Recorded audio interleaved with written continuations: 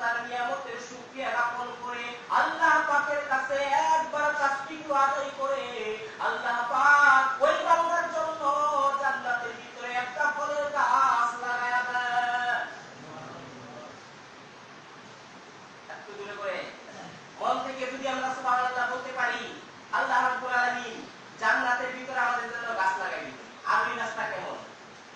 আমার নবী হাদিসের ভিতরে জানিয়ে দিয়েছেন, ও দুনিয়ার মানুষেরা রে, তোমরা যখন দুনিয়ার ভিতরে একবার সুবহানাল্লাহ বলেছো, বলার সাথে সাথে আমার মালিক তোমাদের জন্য জান্নাতের ভিতরে একটা গাছ লাগাইয়া দিয়েছে।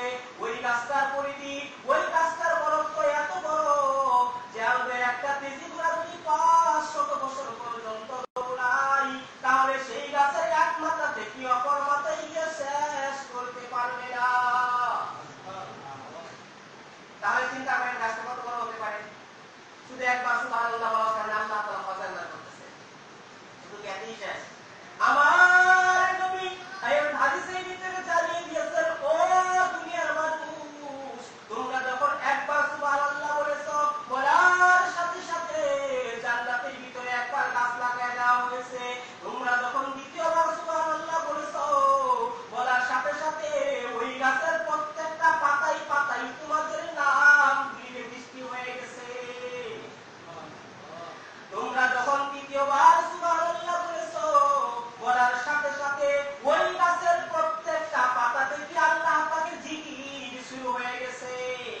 আমার আল্লাহ ডাক দিয়ে বলেন, ও ফেরেশতারা জান্নাতের ভিতরে এত সুরগুল কিসের?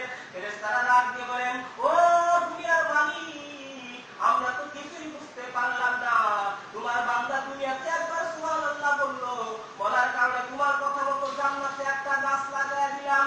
ও আল্লাহ, তারা যখন দ্বিতীয়বার সুবহানাল্লাহ বললো, বলার সাথে সাথে ওই গাছের প্রত্যেকটা পাতায় পাতায় তাদের নাম গুলিয়ে বৃষ্টি হয়ে গেল। ও মালিক, কোনো কিছুই তো বুঝতে পারলাম না। তারা যখন তৃতীয়বার সুবহানাল্লাহ বলেছে, ও মালিক, জান্নাতের ভিতরে কোনো সুরগুল নয়, সুরগুল নয়, ওই গাছের প্রত্যেকটা পাতা থেকে তোমার জিকির শুরু হয়ে গেছে। আওয়াজে এত বড় ফাযিল আল্লাহ তাআলা দান করতেন, সুবহানাল্লাহ দিয়ে জান্নাতে ঢুকাই দিয়েছে। দেখেন, যদি আপনি আমার জন্য কিয়ামতের ময়দানে জান্নাতের ফয়সালা, জাহান্নামের ফয়সালা হয়ে যায়, তো এই গাছ কিয়ামতের ময়দানে আল্লাহর কাছে প্রার্থনা করবে, ও মালিক, আমি থাকবো জান্নাতে, আমার মালিক থাকবে জাহান্নামে, হতে পারে না তুমি আমাকেও জাহান্নামে দাও। আল্লাহ বলবেন, গাছ আমি যাকে যে জন্য বানিয়েছি তাকে ওখানে গাছ আল্লাহর কাছে আরজ করবেন, ও আল্লাহ, যদি তোমার ওই কথাই ঠিক হয়ে থাকে, তাহলে আমার মালিককেও জান্নাতে দিয়ে দাও। তখন আল্লাহ তাআলা বলে দিবেন, ও গাছ, তোমার সুপারিশ করার কারণে, তোমার এই গাছের সুপারিশ করার কারণে তোমার মালিককে জাহান্নাম থেকে মুক্তি করে তোমার সাথে জান্নাতে দিয়ে দিলাম। আল্লাহ সুবহানাল্লাহ দিয়ে জান্নাতে নিয়ে দিলেন। আল্লাহ কি আমাদেরকে এই জন্য পাঠিয়েছেন? দেখেন, আল্লাহ আমাদেরকে অত সৃষ্টি করে নাই।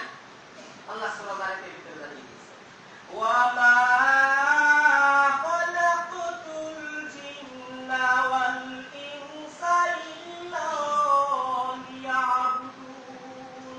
ও দুনিয়ার মানুষ, তোমরা একটু ভালো করে শুনে রাখো, তোমরা স্পষ্ট করে শুনে রাখো, তোমরা মন দিয়ে কান দিয়ে শুনে রাখো। আমি আল্লাহ তোমাদেরকে অতটা সৃষ্টি করি নাই। আমি আল্লাহ তোমাদেরকে সৃষ্টি করেছি একমাত্র আমি আল্লাহ তাআলার ইবাদত করার জন্য। কার ইবাদত করার জন্য? আল্লাহ তাআলার ইবাদত করার জন্য আল্লাহ তাআলা আমাদেরকে সৃষ্টি করেছেন। এই জন্য তার ইবাদত করতে হবে। আর তার ইবাদত করলে আল্লাহ তাআলা কি দিবেন? দেখেন, আল্লাহ তাআলা আমরা যে ইবাদত করব তো খা, আল্লাহ কি আমাদেরকে আপনি দিবেন? কোনো কিছু দিবেন না। আমাদেরকে আল্লাহ দুনিয়াতে পাঠাইলেন, যা ইচ্ছা তাই দিতেছেন। আল্লাহর খাদ্য গ্রহণ করতেছি, আল্লাহর জমিনে চলতেছি, আল্লাহর সকল কিছুই। তবুও দেখেন, যদি আমরা আল্লাহ তাআলার ইবাদত করি, আল্লাহ তাআলা আমাদেরকে কি দিবেন? আল্লাহ কোরআনে জানিয়ে দিয়েছেন, ইন্নাল্লাযীনা আমানু ওয়া আমিলুস সালিহাত লাহুম জান্নাতুন তাজরি মিন তাহতিহাল আনহার। আল্লাহ তাআলা জানিয়ে দিলেন, ও দুনিয়ার মানুষেরা, তোমরা একটু ভালো করে শুনে রাখো, তোমরা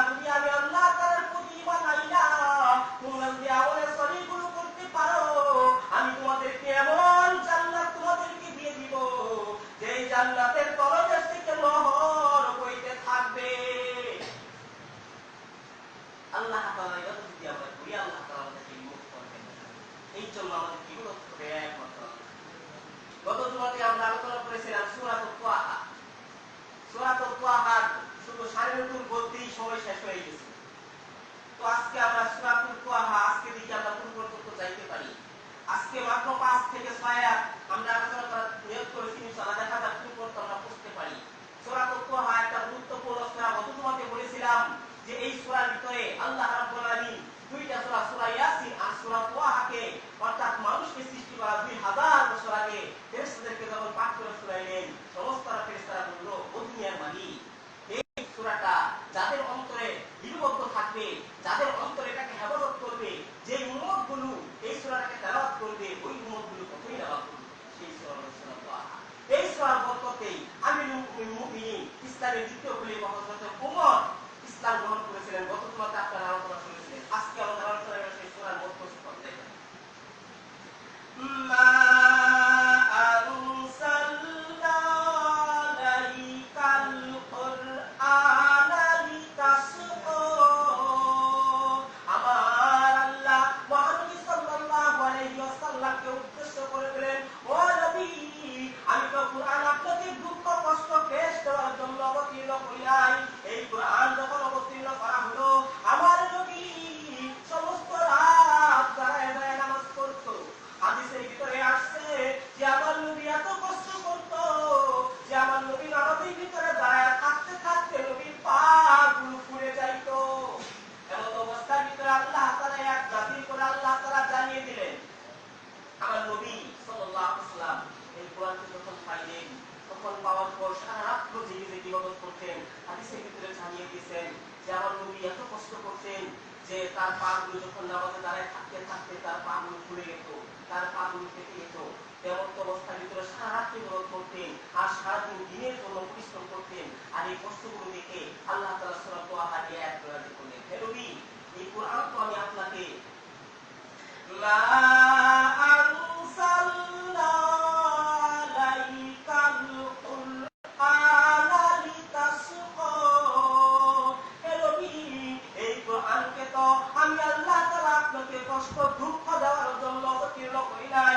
লিতাশকা তাফসীরের ভিতরে আসছে, লিতাশকা এর একটা শব্দ যে দুঃখ কষ্ট ক্লেশ। আর এই তাফসীরের ভিতরে তাফসীরের কাছের ভিতরে বলেছেন যে মহানবী সাল্লাল্লাহু আলাইহি ওয়াসাল্লাম কোরআনকে যখনই পেয়েছেন, পাওয়ার সাথে সাথে এতভাবে ইবাদত করতেন যে সারা রাত জেগে জেগে ইবাদত করতেন আর সারা দিন পরিশ্রম করতেন। এই জন্য আল্লাহ তাআলা জানিয়ে দিলেন, ও নবী, আপনাকে এত কষ্ট করার প্রয়োজন নাই। আপনি রাতের ভিতরে কিছু সংখ্যক ইবাদত করেন আর কিছু সংখ্যক ঘুমান। কিন্তু আমাদের অবস্থা একই, সম্পূর্ণটাই ভিন্ন। আমরা এশা নামাজ পড়লে তো পড়ি, না পড়লে তো নাই পড়ি, ঘুমাচ্ছি, কত নামাজ কোন দিকে চলে যাচ্ছে খবর নেই। অথচ আমার নবী সারা রাত্র জেগে জেগে ইবাদত করতো মহান মালিকের। আর পাগুলো তার খুলে যেত, পাগুলো তার ফেটে যাইত, তাও তিনি ইবাদত থেকে বিমুখ হইতেন না। একটু চিন্তা করেন মুসলমান, আমার নবী কিন্তু বিন্দু মাত্র গুনাহ ছিল না। আমার নবী জাহান্নামের আগুনে জ্বলতে হবে এরকম কোনো আশঙ্কাও ছিল না।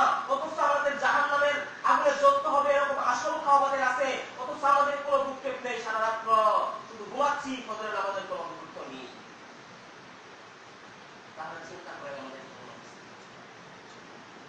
আল্লাহ তাআলা বললেন, আমার নবী এত কষ্ট করতেন, শুধু আমার নবী কষ্ট করতেন না, আমার নবীকে তায়েফের এবং মক্কার জমিনে কাফেররা আমার নবীকে অত্যন্ত ভাবে কষ্ট দিত। বদরের প্রান্তরের ভিতরে ছোট্ট ছোট্ট দুইটা বাচ্চা মাস এবং মুআউবিস আব্দুর রহমান ইবনে আউফের কাছে গিয়ে বলে, চাচা, আমাদেরকে একটু দেখা দেন আবু জেহেলটাকে। আব্দুর রহমান ইবনে আউফ ডাকতে বলেন, তোমরা তো ছোট ছোট দুইটা বাচ্চা, তোমরা আবু জেহেলকে দিয়ে কি দরকার? এমন সময় আপনার দুই ছেলে মাস এবং মুআউবিস